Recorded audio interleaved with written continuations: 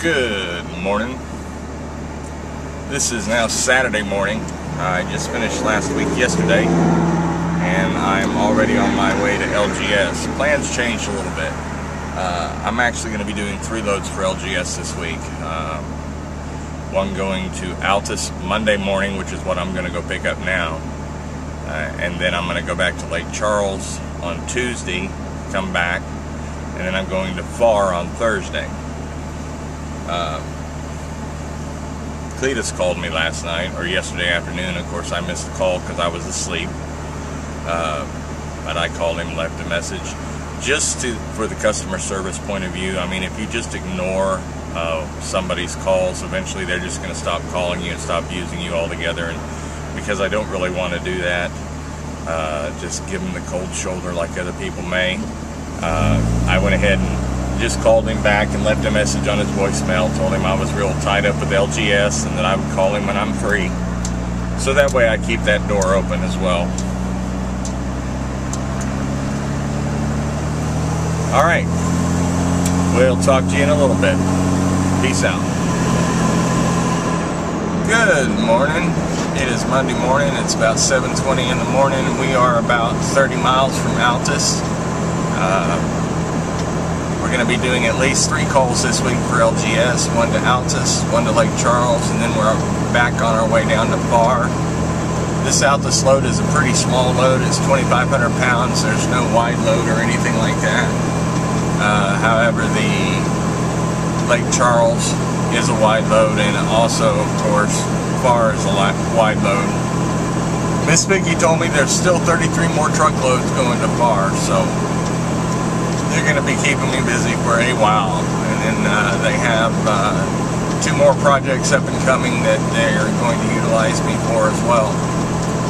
You know, I often speak about customer service, and the customer service that we have been able to provide LGS has led them to have us as their one and only driver, with a friend of mine that I turned on to him as a backup driver in case it gets too much for me to do.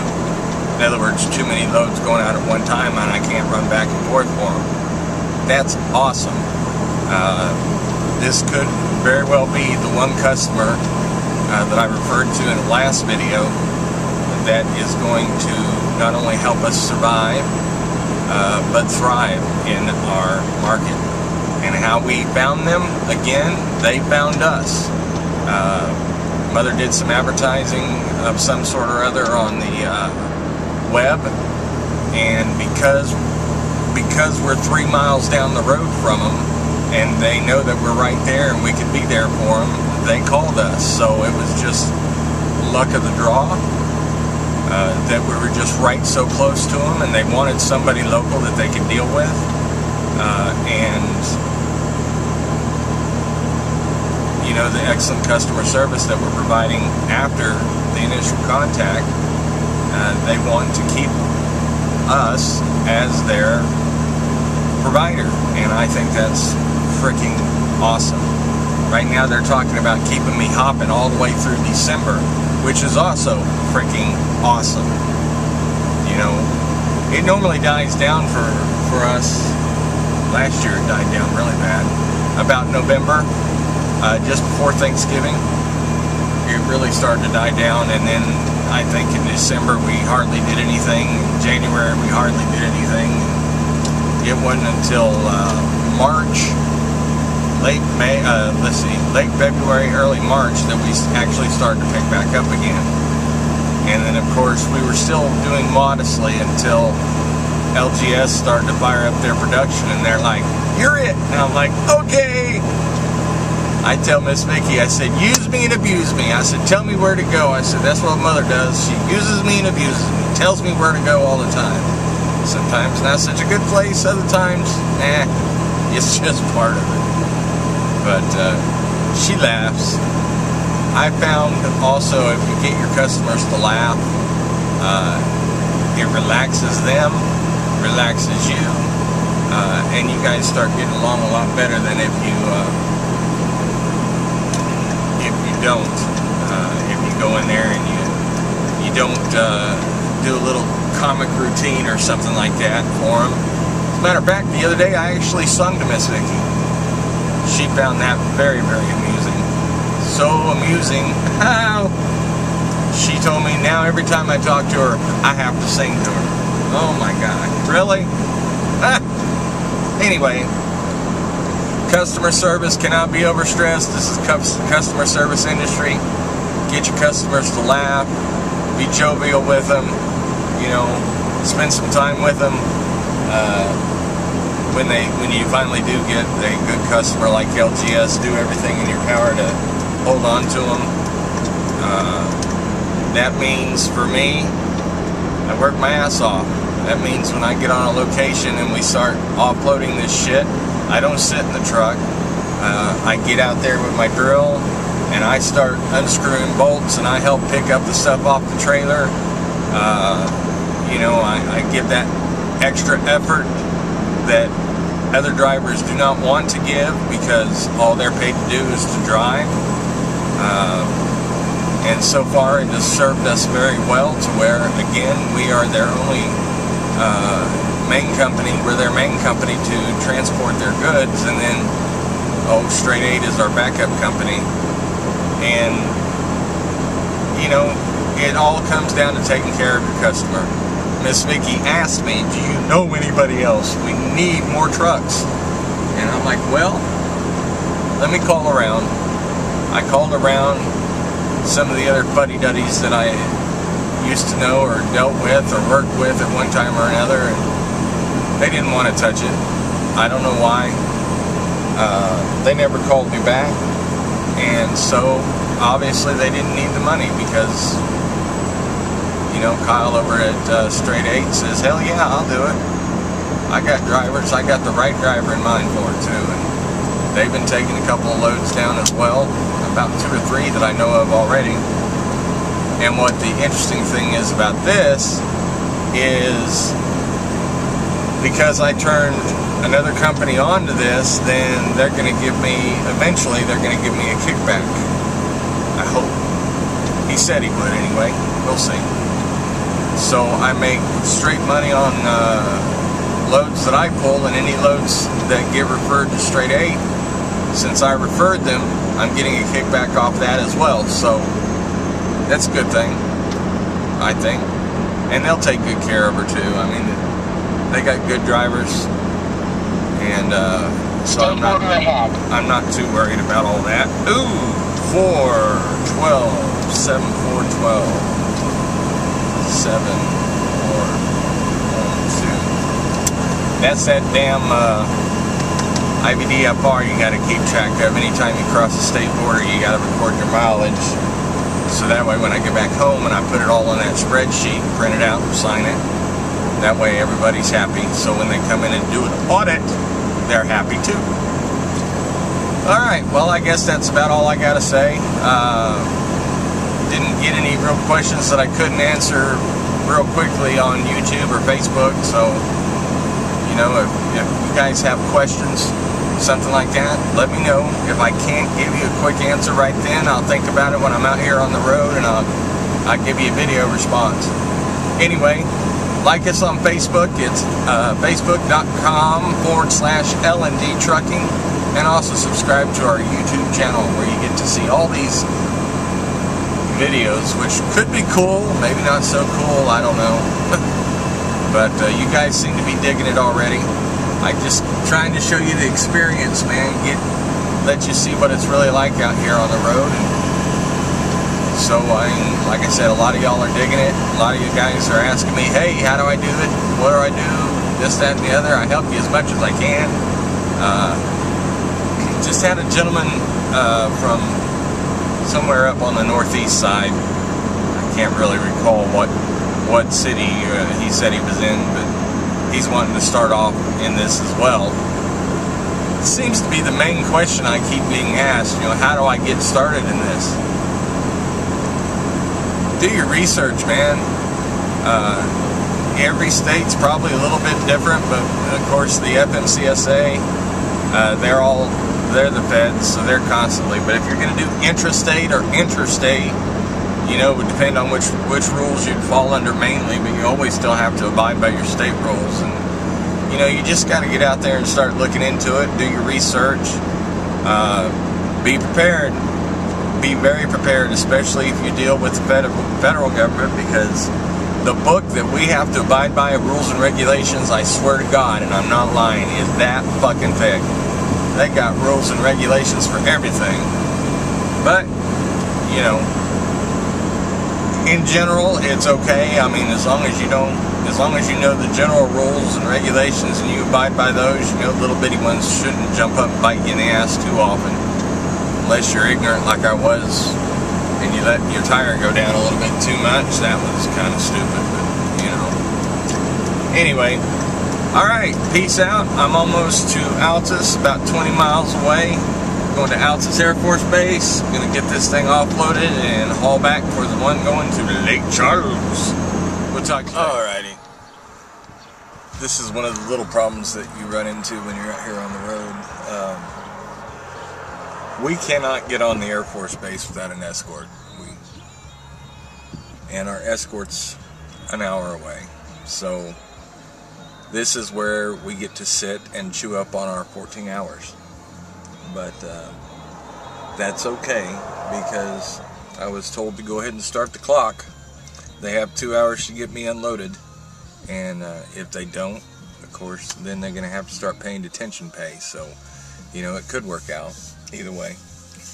And I'm just sitting here in Altus, about a mile from the gate, because I can't get on, and right here on the highway, so I'm sure my escort will see me.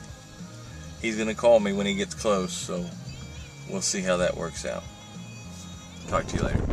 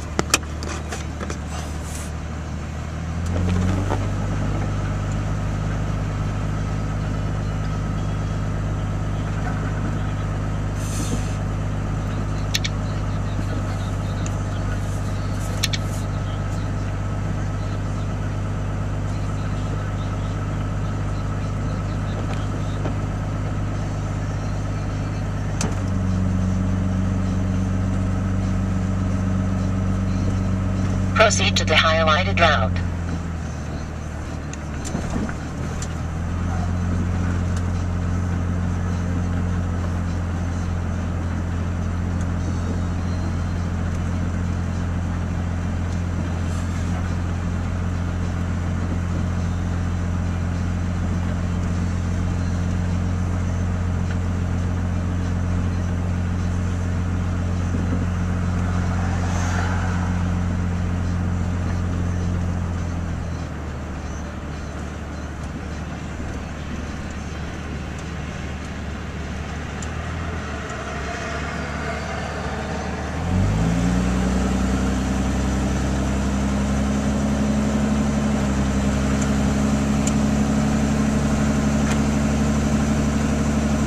At the roundabout, take the second exit.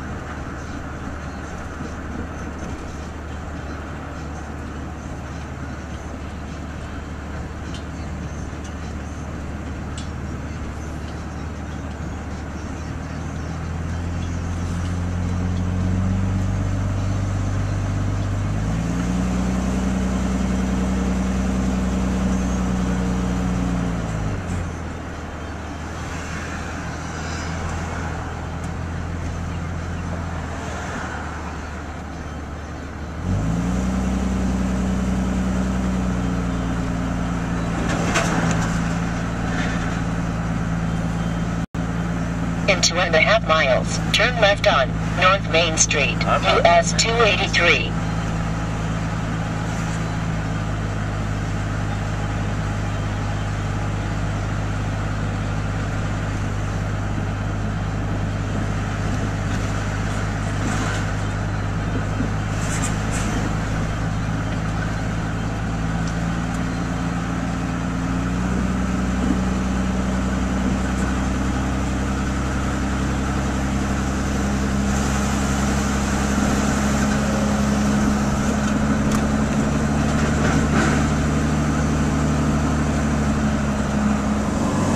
Morning. This is Tuesday morning, 16th. We are taking our last wide load down to Lake Charles. This load is cumbersome. It is the roofing for the house they're building in Lake Charles, and therefore they had to put it together like a bunch of pickup sticks. You know, when you drop a group of pickup sticks, how they're just all cumbersome and kind of crossed and this, that, and the other. That's the way this load is right here. Anyway, because it's the roof, one of the parts was very long, so I was extended back behind the back of the trailer, which is okay. You're allowed a 4-foot overhang, and on my overwidth permit, both from Louisiana and Texas, I can be up to 70 feet long, 12 feet wide, so I'm safe. I left at 5 o'clock this morning before the sun rose, and some of you might be wondering how to, with an oversized or overwidth permit, you have to be in the daylight. Well, in Texas, as long as you're 10 feet or under, less than 14 feet, and less than 100 feet long, you can actually run at night with no escort. So that's what I did. I tried to get a leg up on getting this last load to them so I can get back home and get ready to go back to Bar. And I left at 5. It's 8 o'clock now, so I've been on the road for 3 hours. Been driving for about 2 3/4. Anyway, what the hell was I going to tell you?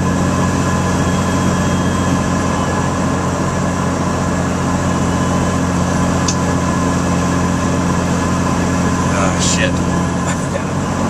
Just probably another word on weigh stations. They have a job to do, and I understand that, but again, it's very bothersome and cumbersome because you only have 13.5 hours now, since they just Took that mandatory 30 minutes that you have to take a break.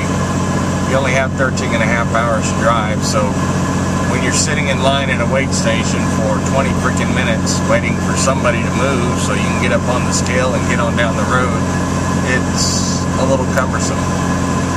There's a wait station here on 45 going south at exit, or mile marker 166. That wait station, it comes on, gets a whole bunch of trucks in there, and then shuts back off till they feed all the trucks through. So I just happen to be one of the ones that got caught up in that little rat race. And what they do is they scrutinize everything that goes through, and then there's like 2 or 3 DPS officers in there, and once they get somebody that is either a little bit overweight or something just doesn't look right, they'll yank them in there and do an inspection on them, write them tickets, and so on and so forth. It's kind of a money game, but I can also understand why they do it. It hurts us because it takes time out of our stuff as well.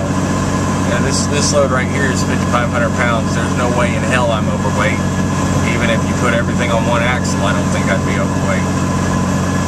Unless it was a steer axle. Anyway, the other thing I got to thinking about was Louisiana overweight permits. You know, they charge $10 a permit, but you have to go through a permit office in order to get it. Permit office charges you $30 to get the permit for you. Again, it's all a money game. Of the 2 times that I went to Louisiana already, the scale house is shut down. They've got barricades in front of it where you can't even get in there if you wanted to. At no time have I ever been asked for my paperwork in Louisiana. So it's all just a money racket, you see.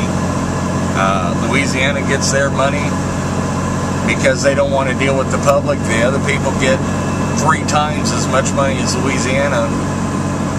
And for what? Other than to keep you out of a $400 or $500 fucking ticket and being shut down.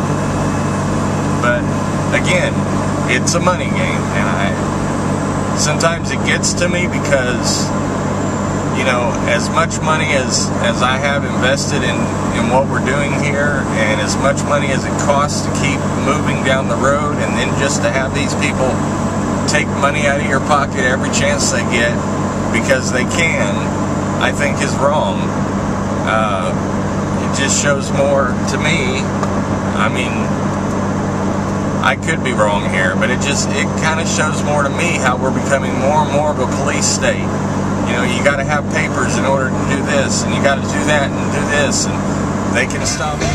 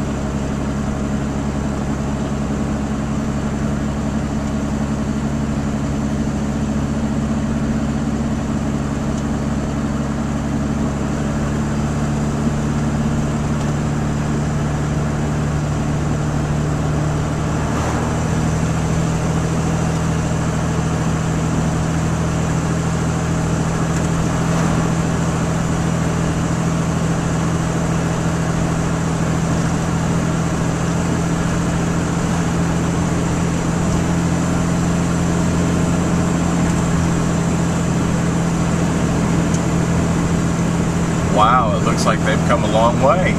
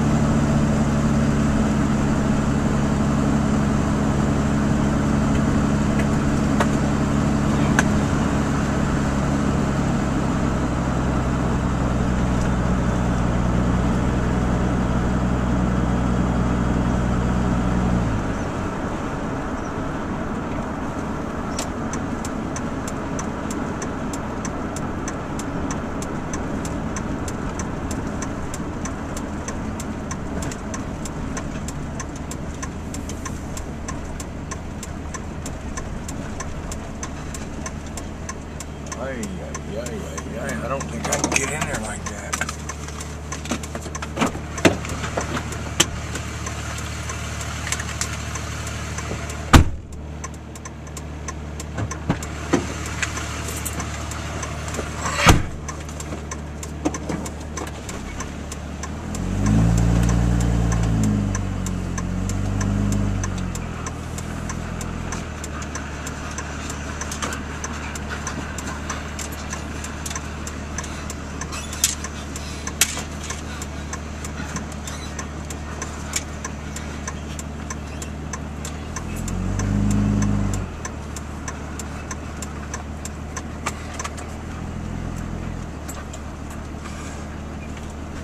Pretty cool looking house.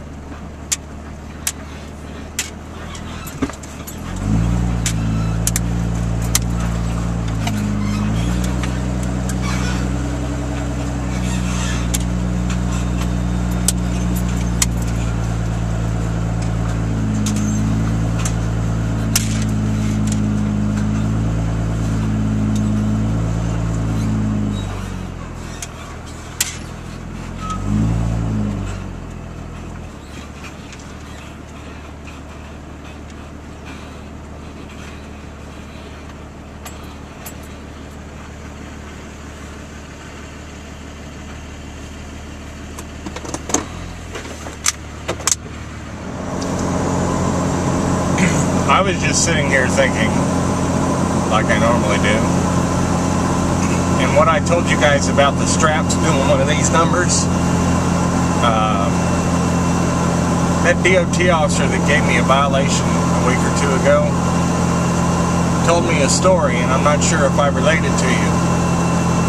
He was down around Brownsville, and he had his choice between two vehicles to stop and inspect. One was a hazmat vehicle, which they generally want to check out hazmat to make sure that they're running safe or whatever. And the other one was a regular truck with straps that was on it doing this. Guess which one he picked? 67 violations is what he ended up with after 3.5 hours with that truck. And a driving day. Shut up. Alright, I'm still driving and my day is ended. You know, I push it really, really hard. And I don't generally do this, but I want to go home. I am just tired of being out here on the road. And so, you know, I may have looked at my logs a little differently, and I may have stopped right now, and I may get going again at 4:30 or 5:30 in the morning or whatever time it is,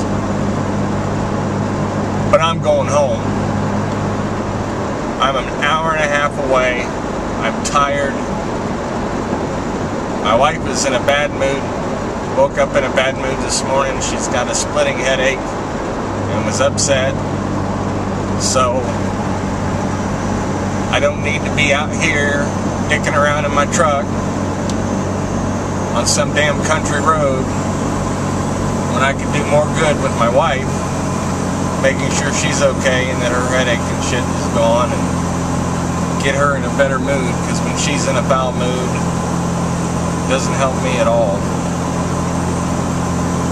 So, yep, that's what's happening. I am driving home.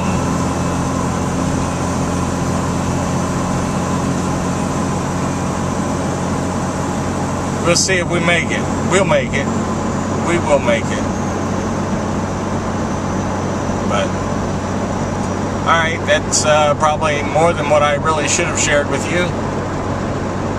I will not be answering any questions regarding logbooks related to this subject matter. I don't condone it. I don't advise it. DOT regulates it, and if you can't figure it out, don't ask me. That sounded pretty shitty, but I'm pretty fucking tired, so peace.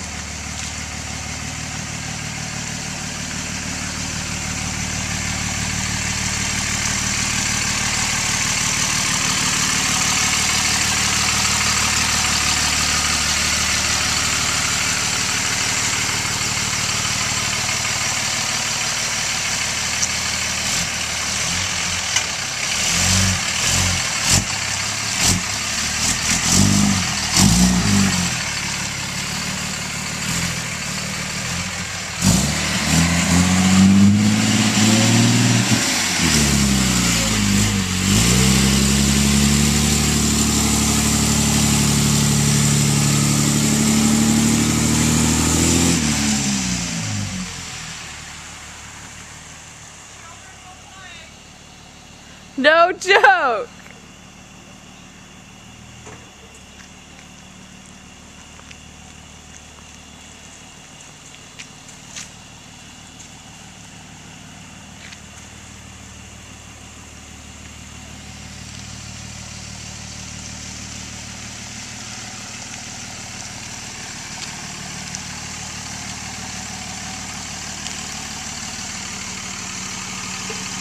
Let's get out of here before the cops